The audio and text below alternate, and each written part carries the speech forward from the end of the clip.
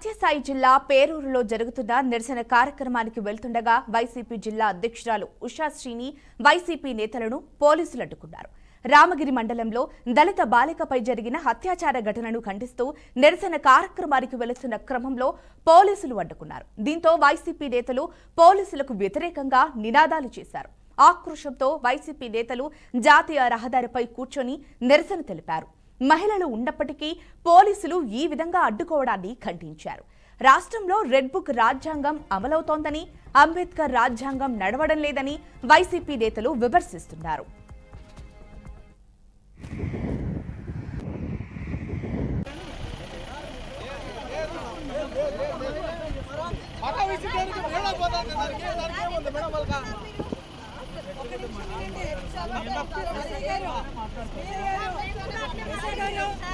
మీ మాట వినే ప్రసక్తి ఉండదు.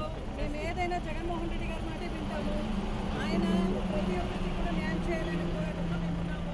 మీరు ఎంత చేసి ఎంత చెప్పినా కూడా ఈరోజు మేము డెఫినెట్గా వెళ్తాము. చలో పేరు ప్రోగ్రామ్ ఉంది. నేను 3 అవర్స్ ఉండే నేను పోయి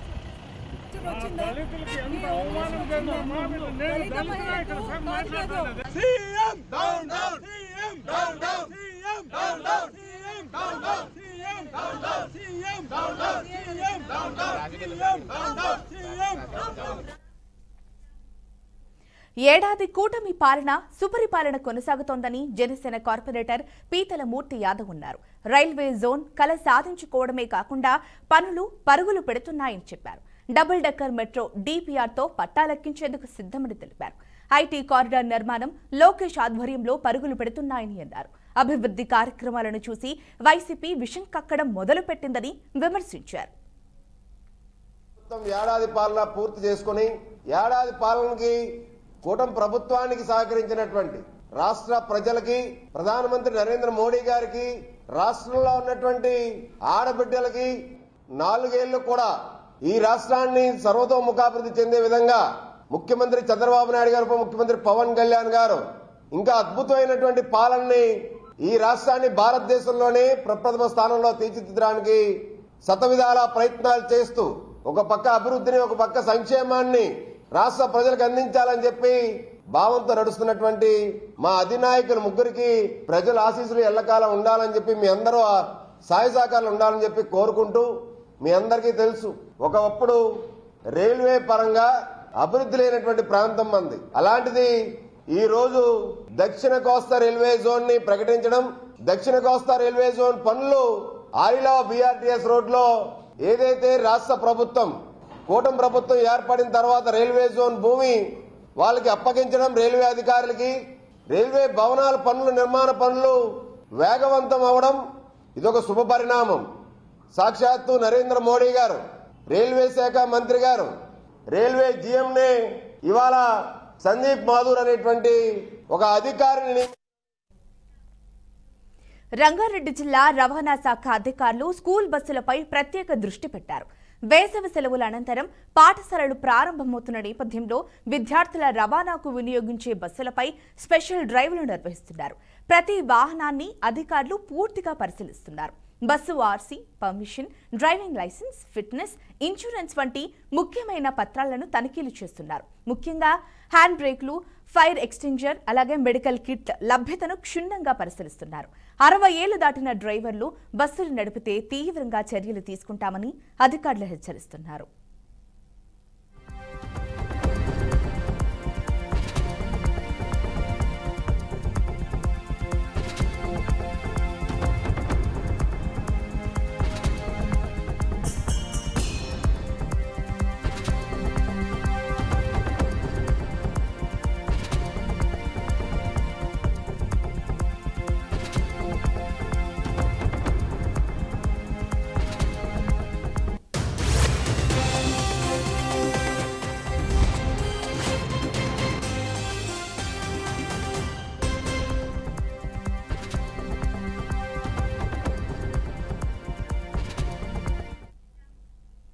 తిరుపతి జిల్లాలో దారి తప్పిన పోలీస్ వ్యవస్థను గాడిలో పెట్టే ప్రయత్నంలో జిల్లా ఎస్పీ హర్షవర్ధన్ రాజు చర్యలు చేపట్టారు. జిల్లాలోని 14 పోలీస్ స్టేషన్ల పరిధిలో బదిలీలు త్వరలో జరిగే అవకాశం ఉందని తెలిపారు. ఎక్కువగా అవినీతి ఆరోపణలు ఎదుర్కొంటున్న ఎస్ఐలపై ప్రత్యేక దృష్టి పెట్టారు. ఇప్పటికే Pakala, Chandragiri, Tirumala, Tirupati rural, Srikalahasti rural, Venkatagiri, Sullurpeta police స్టేషన్లపై ఇంటెలిజెన్స్ శాఖ నిఘా కొనసాగుతోంది. కేసులను సెటిల్మెంట్ల ద్వారా పరిష్కరిస్తూ అక్రమాలకు పాల్పడుతున్న పోలీసులపై ఉన్నతాధికారులు ఆగ్రహంగా ఉన్నారు. తిరుపతి ఎస్పీ ఆదేశాలతో ఇంటెలిజెన్స్ అధికారులు అవినీతి ఆరోపణలతో కూడిన ఎస్ఐల లిస్టును సిద్ధం చేశారు. అందులో పాకాల, వెంకటగిరి, శ్రీకాళహస్తి రూరల్, సూళ్లూరుపేట స్టేషన్ల ఎస్ఐలు ఇప్పటికే బదిలీకి గురయ్యారు. ఇంటెలిజెన్స్ నివేదికల ఆధారంగా మరికొందరిపై త్వరలో బదిలీ వేటు పడే అవకాశం ఉందని తెలిపారు.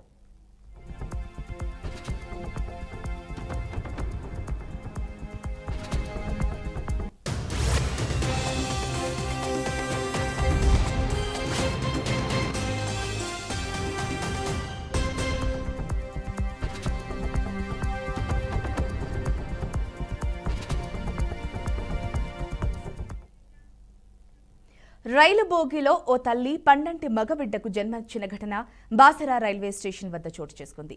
మహారాష్ట్ర ధర్మాబాద్ మండలం కేరళి గ్రామానికి చెందిన నాగేశ్వరి నిజామాబాద్లోని ఓ ప్రైవేటు ఆసుపత్రిలో చికిత్స పొందిన తర్వాత కాచిగూడ నాగర్సోల్ రైలు ద్వారా తిరిగి స్వగ్రామానికి ప్రయాణించేందుకు బయలుదేరింది. యాత్రలో భాగంగా రైలు బాసర వద్దకు చేరుకునే సమయంలో నాగేశ్వరి పురిటి నొప్పులతో బాధపడింది.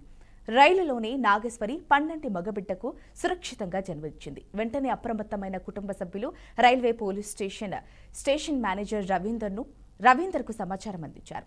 వారు తక్షణమే స్పందించి స్థానిక అంబులెన్స్ కు సమాచారం ఇచ్చారు. అనంతరం నాగేశ్వరుని బైన్సా ప్రభుత్వ ఆసుపత్రికి తరలించారు. తల్లి, శిశువు ఇద్దరూ క్షేమంగా ఉన్నారని అంబులెన్స్ పైలట్ నవీన్ తెలిపారు.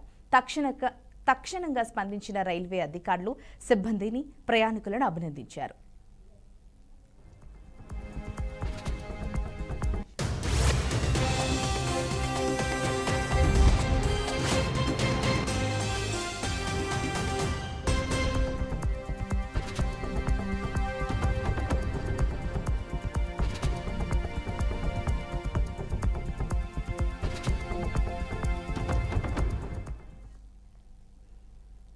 చిత్తూరు జిల్లా పరిధిలోని 1వ డివిజన్ మురుక్కంబంట ఆగ్రహంలో గ్రామస్తులు, విద్యార్థులు కలిసి తమ గ్రామంలోనే కొనసాగించాలని డిమాండ్ చేస్తూ ధర్నా చేపట్టారు.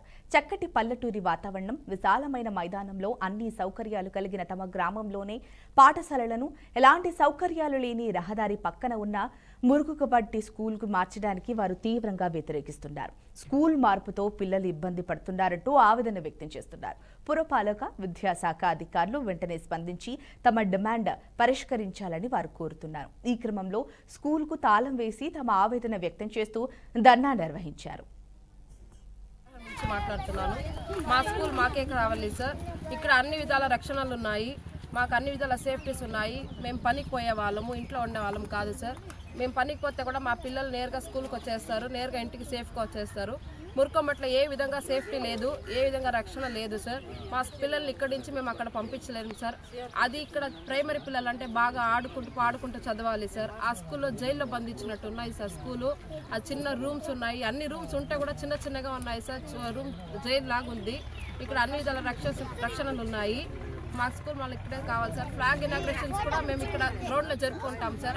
ఇక్కడ ఈ స్కూల్ ప్రైమరీ స్కూల్ నుండి మోడల్ స్కూల్ చేయడానికి గుట్టుముట్టు మార్చుతామని చెప్పారు. ఇదైతే మాకు సౌకర్యంగా ఉంది. బట్ ఏమరంటే ఇక్కడ నుండి డిస్టెన్స్ ఎక్కువ, 1 కిలోమీటర్ పోవాల్సి ఉంది.